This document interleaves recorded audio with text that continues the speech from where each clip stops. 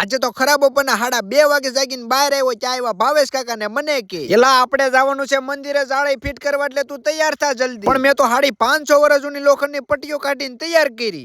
ધંધીનો કરો નકર તમારો બાપ લોનું લીધેના કારખાના વેચાઈ જાય છે ભાઈ.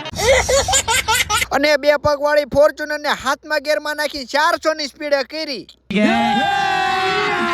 અભી મજા આયેગા ના. અને મને કે આખા ગામમાં પથરાઈ જાય ને એટલો આપણી પાસે વાયર છે, તું વાયર લાંબો કરીને ગમે ત્યાંથી શેડા દે. પણ પછી મેં તો આખા વાયર ના ઘૂસડા બુસડા કરીને આખા ગામમાં એક જણાના ઘેરમાંથી પાવર લીધો હો. પણ હજી તો મેં જેવો પાવર ચાલુ કર્યો છે તો બારીન બાવણા કીરા નોખા, અને આને તો ઉંબાડિયા કરવાનું કર્યું ચાલુ. પણ આ કારીગર નાના મોટા 250 તો મશીન આરે લાવે, અને ઠેલિયું ભરી ભરીને એના પાના લાવે હો.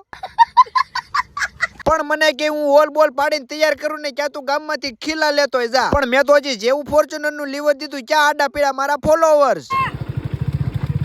બોલો જો આયા નઈલા ભાઈ આવ્યા, અમે પતંગ ઉડાડી.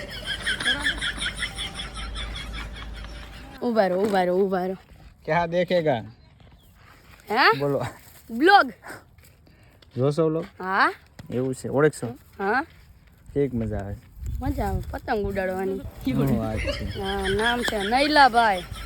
કહી દે કાંઈક 2 શબ્દ કહી દે. ચેનલ ને ફોલો કરજો અને લાઈક કરજો, કોમેન્ટ કરજો. હારા આપણા નઈલાભાઈ માટે. એમ ને? હા હાલો તી. Bye bye. તો ભાઈ તમારા બધાના સાથ અને સપોર્ટ નો ખૂબ ખૂબ આભાર. ને પછી ફટાફટ હું આવી ગયો ખીલા લઈ મંદિરે, ને હારો લેતા આવ્યો સોડા. પણ આવીને જોયું ત્યાં તો એક બારી રાજકોટમાં ને એક બારી અમરેલીમાં. પણ આ કારીગરોનું તો કામ ભાઈ જબરું હો. હારવાર 1 ડઝન અગરબત્તી નું ખોખું હતું. એલા પણ એ ખોખું નથી, એલા એ વેલ્ડિંગ મારવાની હળિયું છે. પણ મારથી બોલાઈ ગયો. એલા ભાઈ મેં કીધું તમે કામ મજબૂત કરજો, તૂટવું ન જોઈએ. એમાં કારીગર નો મગજ એલ્યો મને કે અધૂરું મેં કીધું એક શબ્દ તું કઈ ન બોલતો.